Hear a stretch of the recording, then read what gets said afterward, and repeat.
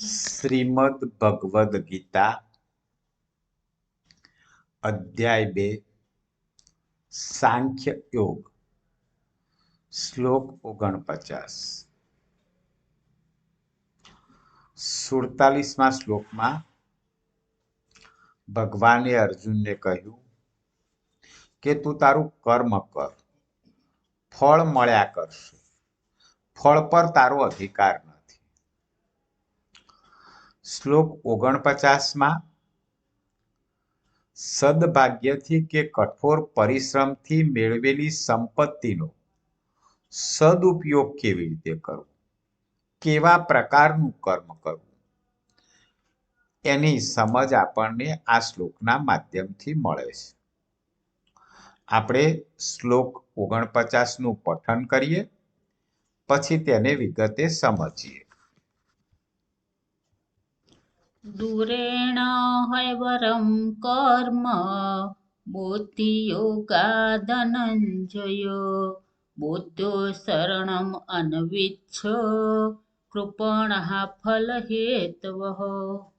અર્થાત હે ધનંજય, ધનંજય એ અર્જુનને કહેવામાં આવ્યું છે, ભક્તિમય સેવા દ્વારા બધા જ નિદ કર્મથી દૂર રહી એવા જ ભાવથી ભગવાનને શરણાગત થા.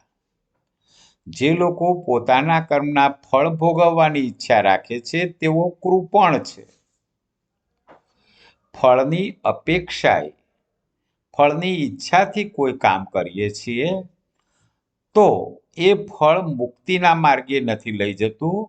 એક ઈચ્છામાંથી બીજી ઈચ્છા, બીજામાંથી ત્રીજી, અને જન્મ મરણના ફેરા ચાલ્યા જ કરે છે. તું ભગવાનના શરણે થા, કોઈ ઈચ્છા ન રાખ, કર્મમાં સમતા રાખ, સકામ નહીં, નિષ્કામ કર્મ કરો. બુદ્ધિયોગ અર્થાત સમતાની અપેક્ષાએ સકામ કર્મ કરવું એ અત્યંત નિમ્ન કક્ષાનું છે.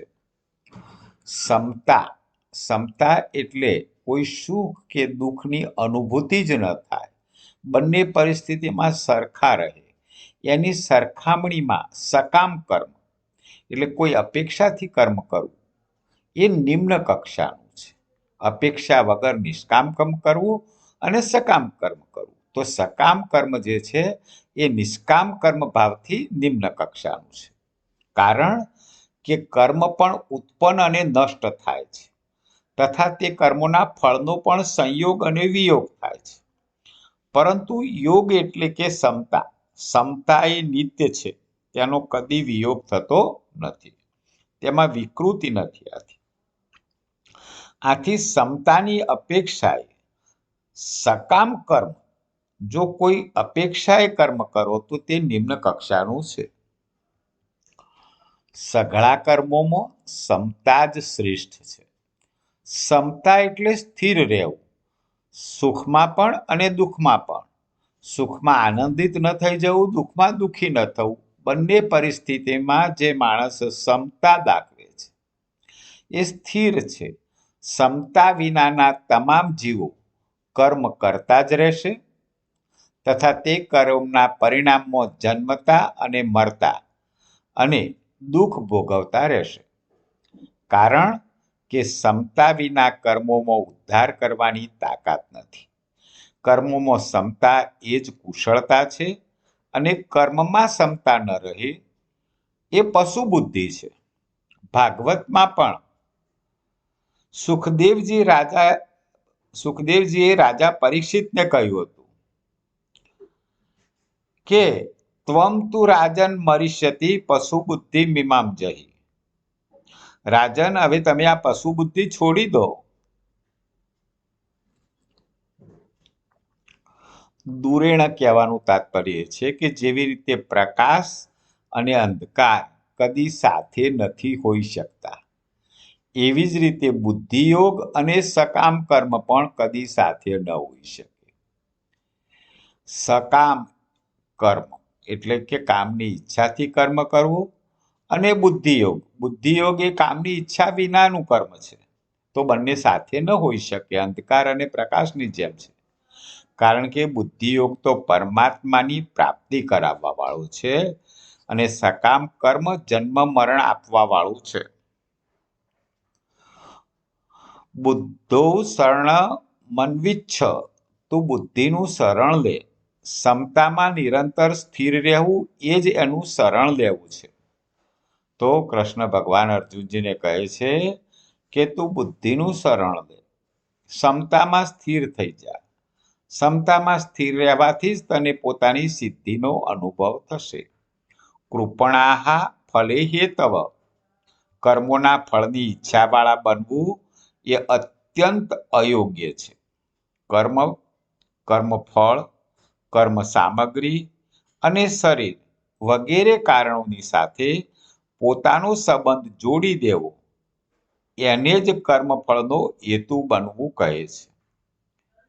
તો કર્મ કે કર્મફળની સાથે આપણો સંબંધ જોડીએ તો એ સકામ કર્મ થઈ જાય છે.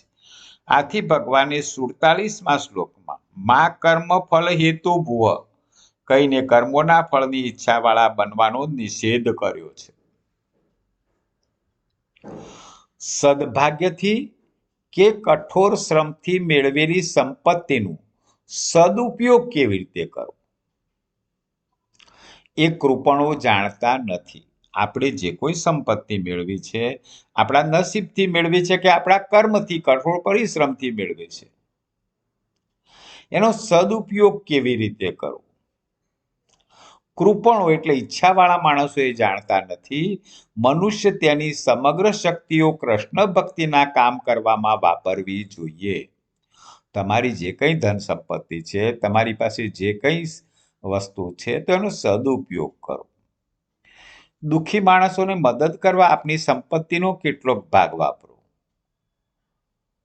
તો તમે સાચી રીતે તમારી સંપત્તિનો ઉપયોગ કર્યો ગણાશે. તમારા ભોગવિલાસમાં કે તમારા જ સ્વાર્થમાં તમારી સંપત્તિનો 100% ઉપયોગ કરો તો એ કૃપણો છે. એ મનુષ્યો સંપત્તિનો સાચો ઉપયોગ કઈ રીતે કરવો એ જાણતા નથી. જો ભક્તિના કામમાં આપણે સંપત્તિ વાપરીએ તો એનું જીવન સાર્થક થશે. કૃપણ માણસો છે, પોતાના સ્વાર્થમાં જ પોતાની સંપત્તિ વાપરે છે, એ ભાગ્યહીન મનુષ્ય તેમની માનુષી શક્તિ ભગવાનની સેવામાં એ પરોવાતા નથી. જય શ્રી કૃષ્ણ. આપે આ ચેનલ સબસ્ક્રાઇબ ના કરી હોય તો spiritual motivational by Haresh Joshi subscribe કરો, લાઈક કરો, શેર કરો. વધુમાં વધુ વડીલો મિત્રોને પણ સબસ્ક્રાઇબ કરાવો. જય શ્રી કૃષ્ણ.